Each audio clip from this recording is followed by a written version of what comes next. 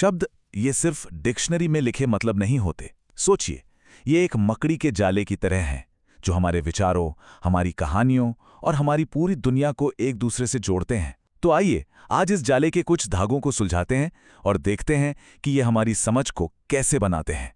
हमारा ये सफ़र 4 हिस्सों में बटा होगा। पहले हम देखेंगे कि कहानियाँ कैसे बनती हैं, फिर हम जानेंगे कि शब्द जिंदगी और हमारे विश्वासों को कैसे परिभाषा देते हैं। इसके बाद हम देखेंगे कि कैसे हम ज्ञान को एक तरतीब देते हैं और आखिर में हम उन शब्दों पर नज़र डालेंगे जो हमारे कामों और चीज़ों को मतलब देते हैं। तो चलिए शुरू करते हैं कथा रचना से, यानी उन शब्दों से जो हमारी दुनिया की कहानियों को बुनते हैं। सोचिए ज़रा, किसी की जिंदगी की कहानी कैसे बताई जाती है? इसका जवाब इस बात पर टिका है कि कहानी लिख कौन रहा है, क्योंकि कहानी कहने वाले का नज़रिया सब कुछ बदल सकता है। देखिए, सारा खेल नज़रिए का है। जब कोई इंसान अपनी जिंदगी की कहानी खुद लिखता है तो वो कहलाती है ऑटोबायोग्राफी, यानी आत्मकथा।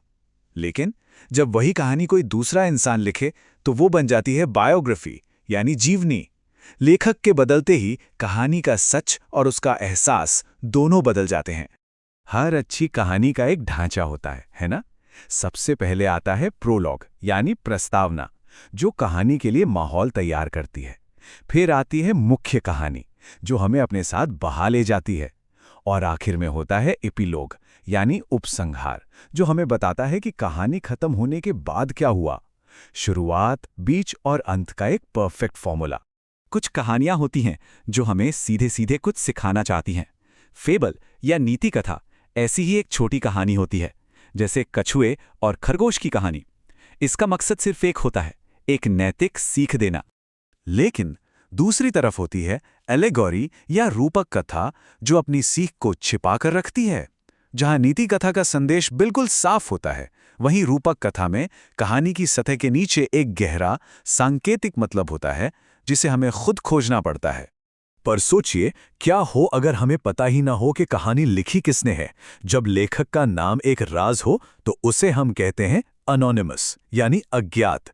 ये एक बहुत दिलचस्प आइडिया है जो कहानी को लिखने वाले से भी बड़ा बना देता है। कहानियों से आगे बढ़ते हैं। अब हम उन शब्दों पर ध्यान देंगे जो जिंदगी को ही परिभाषित करते हैं, चाहे वो कोई जीव हो, इंसान हो या फिर उनके गहरे विश्वास। भाषा हमें लोगों के व्यवहार और उनके विश्वास दोनों को समझने में मदद करती है।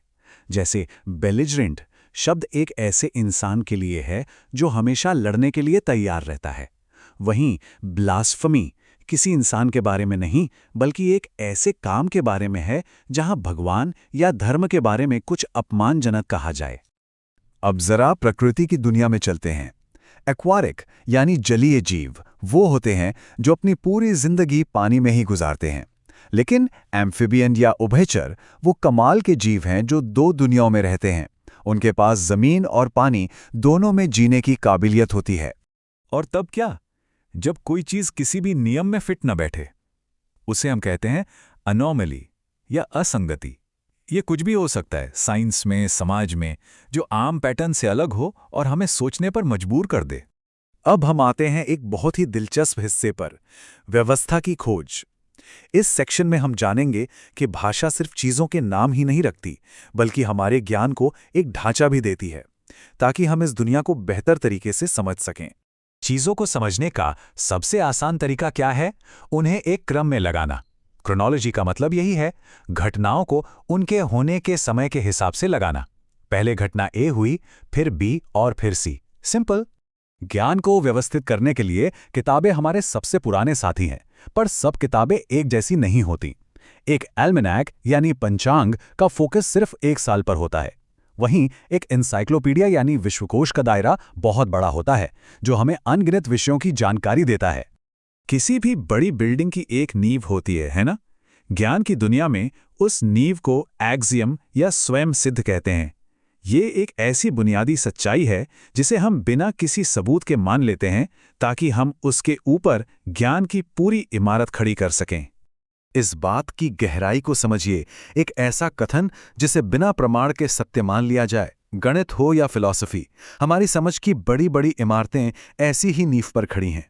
कभी कभी हमें सच्चाई जानने के लिए सही तरीका अपनाना पड़ता है, मेडिकल साइंस में बायोप्सी के जरिए शरीर के टिश्यू की जांच होती है। वहीं दस्तावेजों की दुनिया में फैक्सिमिली हमें किसी भी चीज की हूबहू कॉपी देती है। दोनों का मकसद एक ही है, सच्चाई की तह तक पहुंचना, भले ही उनका जरिया अलग अलग हो।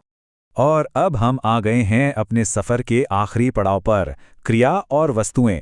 यहाँ हम उन शब्दों को देखेंगे जो हमारी दुनिया को गति देते हैं, यानी करने, होने और रखने की भाषा। देखिए, एक्शन भी कई तरह के होते हैं। क्रूसेड एक बहुत बड़ा लंबा चलने वाला अभियान होता है। कॉन्स्क्रिप्शन देश के लेवल पर होता है, जहां सेना में भर्ती अनिवार्य हो जाती है। और एक्सटेम्पोर एक बिल्कुल पर्सनल लेवल का एक्शन है, यानी बिना तैयारी के बोलना।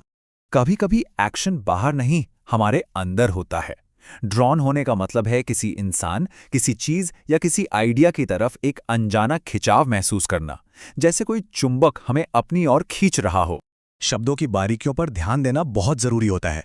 ईटेबल का मतलब है कोई चीज जो खाई जा सकती है, लेकिन एडिबल का मतलब है कि वो चीज खाने लायक तो है ही, साथ में सुरक्षित भी है।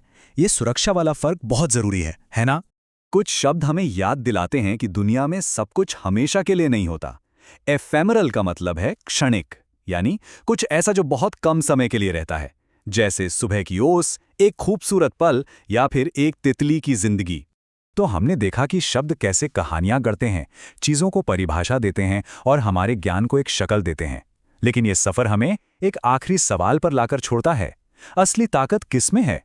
उस शब्द में जिसे हम इस्तेमाल करते हैं, या उस विचार में जिसे वो शब्द दिखाता है? सोचिएगा जरूर।